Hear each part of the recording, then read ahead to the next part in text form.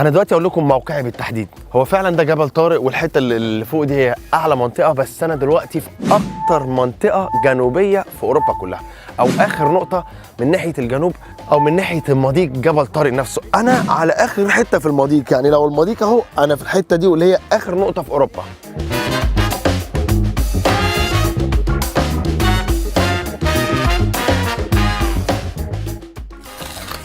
في جولتنا اللي فاتت أنا كنت بحاول أستكشف جبل طارق من بره.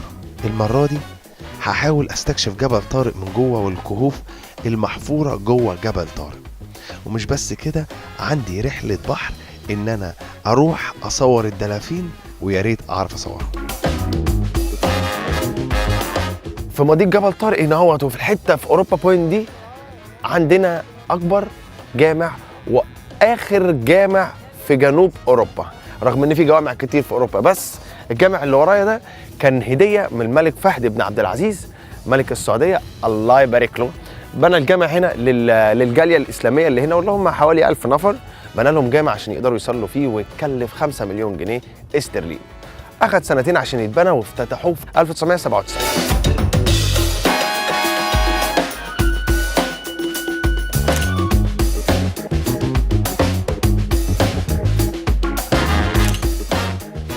اخر حته خلاص، بعد مني مفيش حد. فعلا البحر امامكم والعدو خلفكم، ويا تحاربوا يا تتطحنوا، يعني بمعنى اصح هو ده مضيق جبل طارق. وهي دي اللي قدامنا، الجبل اللي قدامي ده اللي انتم شايفينه ده جبل المغرب. والمغرب هنا هوت، مش بس المغرب، جنب الجبل شويه في منخفض كده هوت، وبعد كده جبل تاني صغير. المنخفض ده مدينه اسمها سيوطه. مدينه سيوطه دي مدينه في القاره الافريقيه بالظبط كده جوه المغرب، بس تحت الحكم الاسباني. سيوطه هي المدينه الاسبانيه اللي هي يعني ايه على الناحيه الثانيه، وجبل طارق تحت الحكم البريطاني. بس في مواصلات من هنا لاي حته، بس ما عدا المدينه دي، والمدينه دي في مواصلات منها لاي حته بس ما عدا جبل طارق. ليه؟ لان هم الاسبان متخانقين مع الانجليز على البلد دي، على الحته اللي انا واقف فيها دي. فازاي يعملوا مواصلات من جبل طارق لسيوطه؟ ازاي؟ قال لك لا مفيش مواصلات. فعشان تروح سيوطه من جبل طارق لازم تنزل وتروح المغرب تاني، وتاخد خطوط تانيه ملاحيه مش وقتها. المضيق ده خلى الناس تتحكم في سير السفن ويعرفوا ايه اللي بيحصل. وطبعا الفنار اللي وجوده هنا على اوروبا بوينت اخر نقطه، بس علشان يساعد كل السفن اللي كانت بتيجي تعدي من هنا. وخصوصا ان جبل طارق بتعتبر من اكتر المدن في العالم اللي فيها استراحات للمراكب. مراكب كتير بتقف تعمل ترانزيت هنا اهوت، زي ما قلت لكم عشان تمامهم زي قلت لكم من فوق، بس انا حبيت ابقى من تحت. خلونا ناخد شويه صور.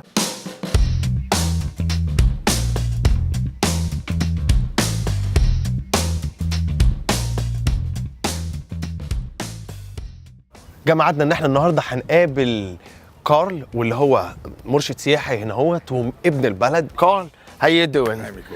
Nice to meet you. Nice to meet you. I was wondering what you're going to show me for today. Okay, look, today we have the Great Siege Tunnels that we're going to visit. This is very interesting. It was done by hand in the 1782. Wow. Sledgehammers, picks, crowbars and axes. Carved. Yes, by hand, okay. And it's a total length of 382 meters. No. We're going to go out to the sea. I love We're surprises. going to go out in a boat and we're going to see dolphins. No And way. you're going to get the spectacular views of the Rock of Gibraltar, because if you're out at sea, just imagine how spectacular you see the rock. You see the whole rock from the back. Exactly. What we're going to do now is the Great Siege. This is the most admirable one that Gibraltar has, and the most spectacular one. It was done by hand. It's the most historic one. It's the first one ever done. It was done in 1782.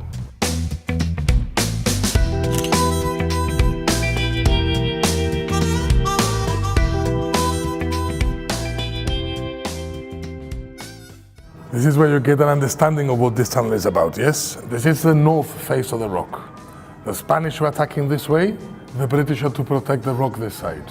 It's a sheer cliff out there, and the British didn't have space to put on guns to shoot out. So the notch was everything for them. They thought that placing a gun on top of the notch, they could shoot out. Now what happened? How do you place a gun on top of the notch? Oh. So they brought the gun up with a system of pulleys and brought it as close as possible to the notch there, where we have left our vehicle, yeah? And then from here, the idea was to make a tunnel, place the gun on top to shoot out. Okay. But as they started to do this tunnel, they started using gunpowder, soldiers started to suffocate, and they opened ventilation holes. You got one of them there. And then is where they realized that the ventilation hole could be a perfect gun emplacement. Look, a mark of a pick. You see? You got another mark of a pick there. You got another mark of a pick there. It's full of it. It was done by hand. Wow, this is incredible.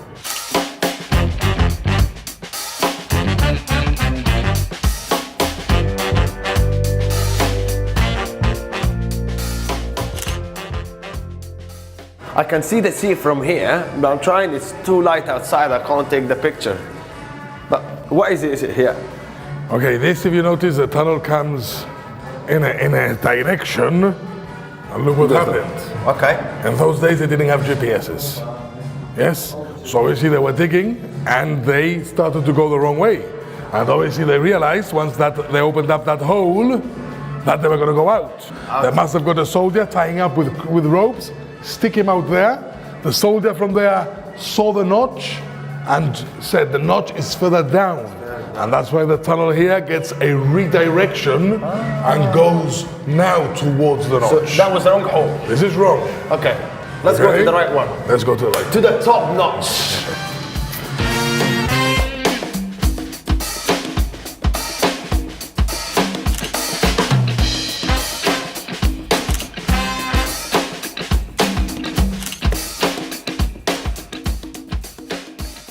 And this is St. George Hall. Exactly, St. George's Hall. Okay, so here we are in the notch now. We're under the notch, exactly. Under the notch. the notch. Inside the notch. Exactly. Not on top like they intended to. No, this now, look at this. One gun on the top, 7 guns here now. This was 7 times more effective than what they had planned. So they wanted one, now they have 7, and actually it takes more. That would have happened in the fire, yeah? exactly. This guy would have ordered these guys to fire. Okay. Yes. And it would have happened the same process. Now they can actually have more people running all these 7 guns. Exactly, 7 guns, 7 different angles, much more effective. Of course, like kind of 360, kind of. Exactly. But if there was on top of the notch only one person, and he would be exposed to the air. One person exposed to the air, one team, gun has to be moved if you have to fire. These guns now are all stationed, all at different angles, so that's it. You don't need to move anything. Exactly.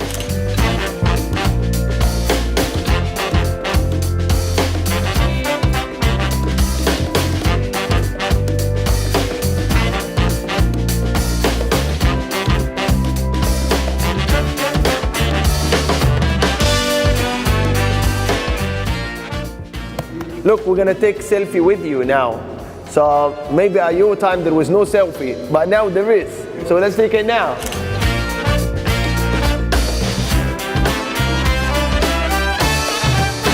We'll go up.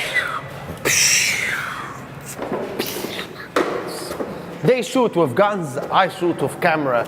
They do destruction, I do photography.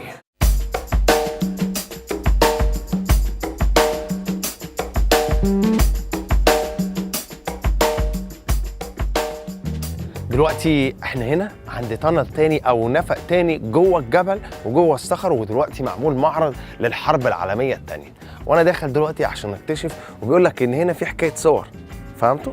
الصور هنا من ايام الحرب العالميه الثانيه بتحكي التاريخ وبتحكي اللي حصل. كم جوه.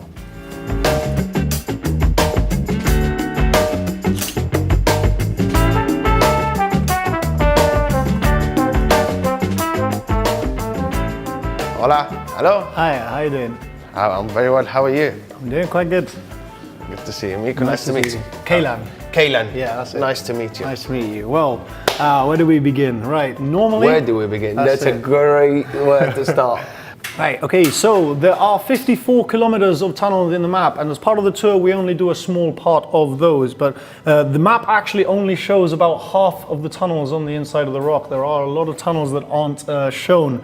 Quite close to where we are, if we go all the way in and we turn right, we reach to this part here, and the 6 big rooms, these are the 6 big accommodation rooms for the workers that were based on the inside. And if you were to follow down that way, you'd eventually come down the hill, as you can see here, you'd reach a flight of steps and you reach the internal hospital.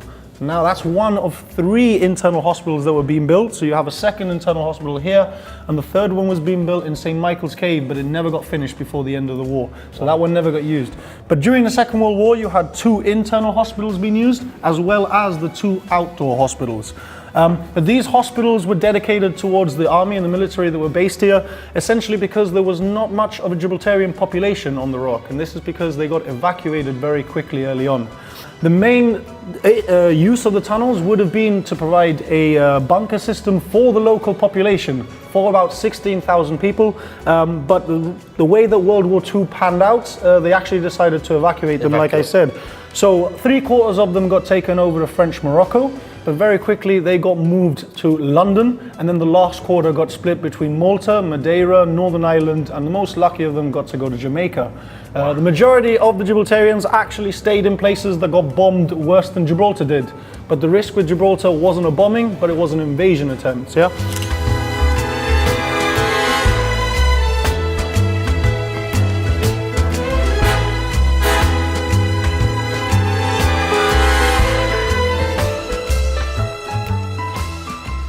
This is shooting from the mountain? No. Okay, so you see this? This is during the celebration when capitulation of Italy, right? So the main bombings that Gibraltar took were from the Italians. We only got 2 bombings from the German, and we got several bombings from the Vichy French. But the main bombings we got from the Italians. So when the Italians capitulated, there was big celebrations here. What you can see here are searchlights. Right? And in England, it was common for after 9 or 10 o'clock, all the lights in the city would be taken off.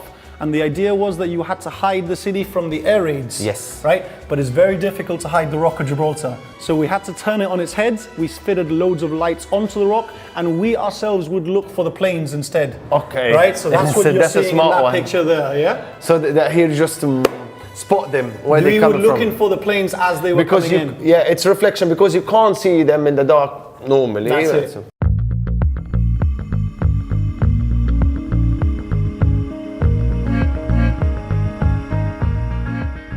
Right, so ahead of us you got several photos, but these have been very specifically selected, and you got to understand the circumstances under which they were produced, right? So it's important you understand from the very beginning that they are 1940s military propaganda. So each of the photos have been very carefully selected. You've got your surgeon's ward, you've got your accommodation, you've got your medicine cabinet, you've got your storage, and you can see them as well having fun playing games on the inside. This is where you really realize it's propaganda. Unlike these 2 photos, this one you can see your nurses are just watching your workers. You can understand the situation's a bit exaggerated, but my favorite one is this photo where they're playing cards.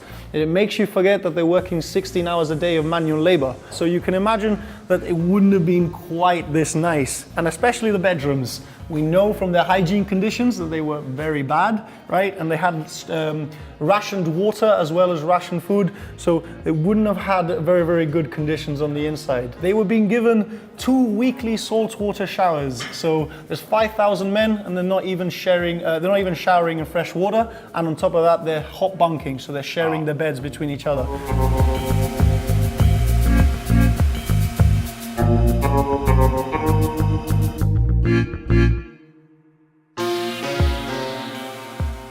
So you can see from these kind of rooms, the size of them, there would have been about 300 men asleep in each of these rooms, like I said before, because you got the rest of the guys working.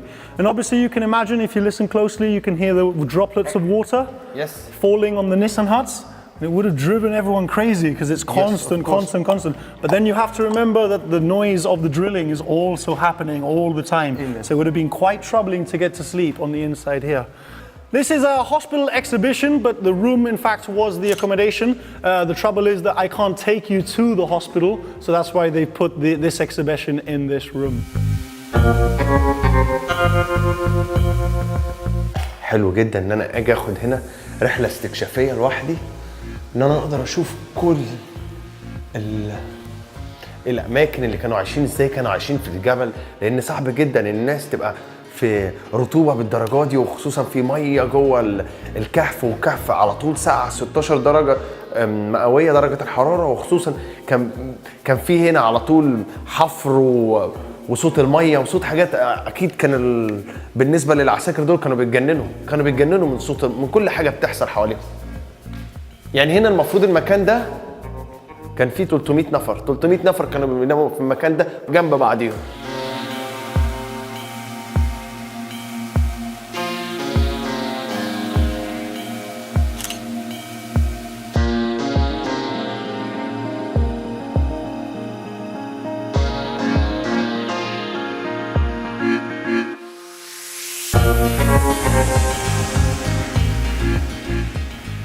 Impressive set of tunnels, especially under the circumstances, the pressure, so many men that were involved, you know.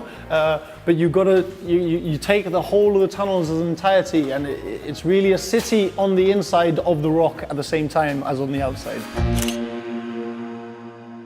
Man, Enjoyed that? That was amazing. Enjoy the tunnels? I enjoyed it, Yes. and I love the fact that they are like just 300 years ago, or World War War, which is a few years ago, like 60 years or whatever. But this bad boy, like this little castle, like behind us, how long or how many years? This is the first construction of this rock. first construction. This is the first thing that was ever done in this rock, okay? This was done in the year 1303 by the Moors. They did the fortification, yes? You can see the remains. You can see the remains ruins going as well. down Yeah. because really it's a castle, but now it's not a castle. What remains is a tower, and that is because of the wars of the Moors and the Spanish. First the Moors from Morocco, then the Spanish, then the Moors, and then the Spanish.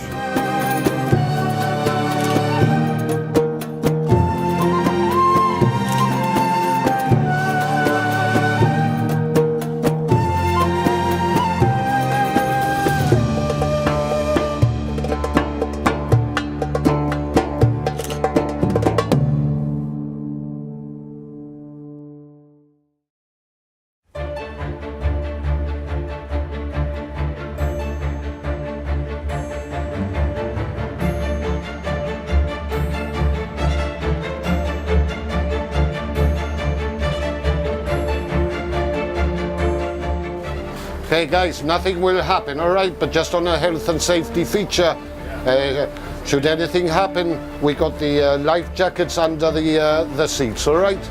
But not to worry, the sea is calm, it's a very safe boat.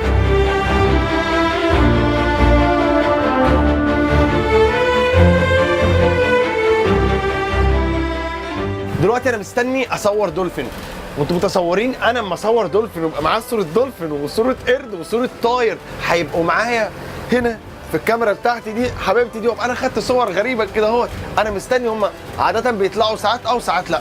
فاحنا هنا عند المحيط الاطلنطي في 3 خلجان بيعيشوا فيهم 3 انواع من الدلافين، وانا مستني واحد فيهم يطلع ابوس ايده، يطلع اخد له صوره يخش ينام تاني.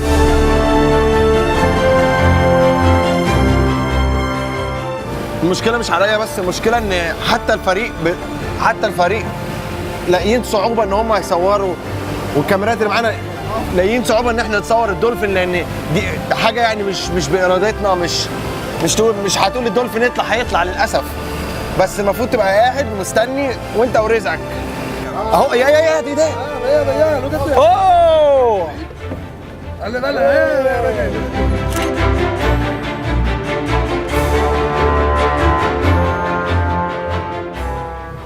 ماي جادنس، دي عمالين بيطلعوا من كل حته،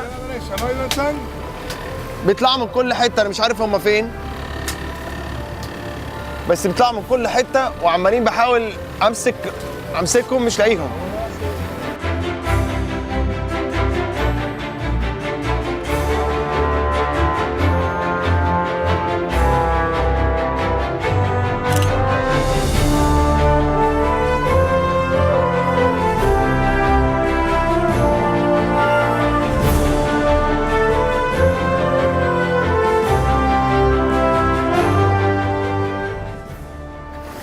Whoa! Great shot!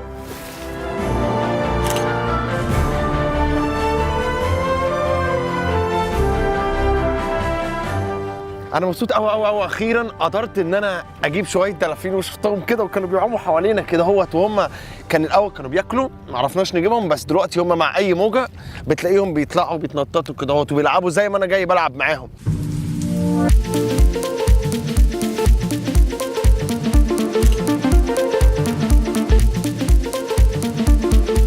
في خندق بيوصل لنفق، والنفق ده بيوصل في الاخر مخرج من هنا في الجبال، كهف صغير، واللي هو في حاله الطوارئ القاده الكبار بس اللي بياخدوا وكده ويهربوا، والباقي الله يرحمه بقى.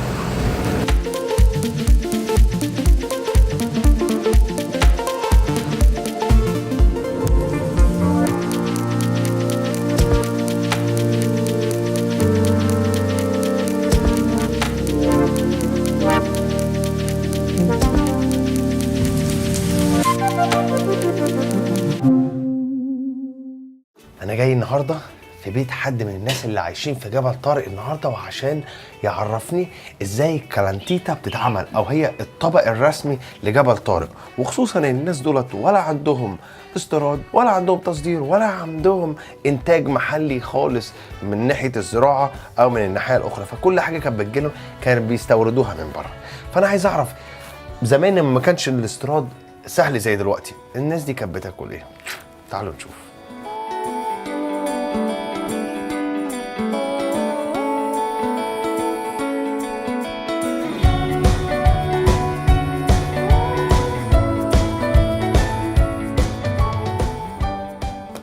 Hello. How are you? Very well, thank you. So a little bit about the dish. What is it made? Made from chickpeas, yeah? From chickpeas. Just chickpeas, yeah? That's all it is. Chickpeas. This is the powder that you saw. Okay. Ground chickpeas. Garbanzos. Hummus, yeah. Hummus, that's Yeah, right. That's hummus. Exactly. So chickpeas are done on oil, and that's it. Oil, water, salt and pepper. And that was the main dish for the Gibraltarian for a long time. Yes, this They has been survived the with that. main dish. It's the because it base. was cheap and it's got carbohydrate. Yes. It had oil, which you need as a mineral, Yeah. the salt and the pepper and the water. The word calentita means nice and warm. Okay. I think it really comes from keeping your tummy nice Yeah. and warm, Yeah. especially in the winter when it's cold.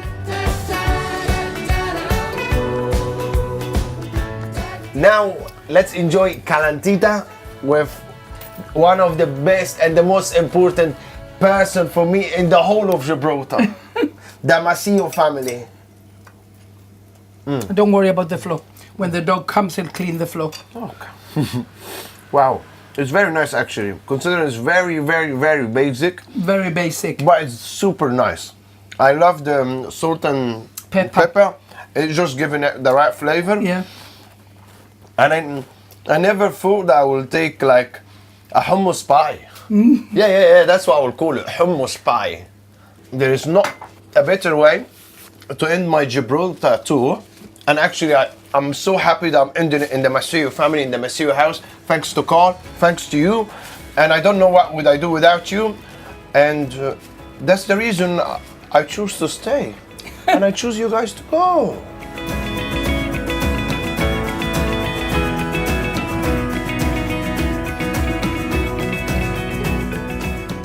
ومن احلى الحاجات اللي عجبتني في جبل طارق ان انا قدرت اخد صورة لجميع الحيوانات اللي موجودة في جبل طارق، ايا كانت جوية برية او بحرية.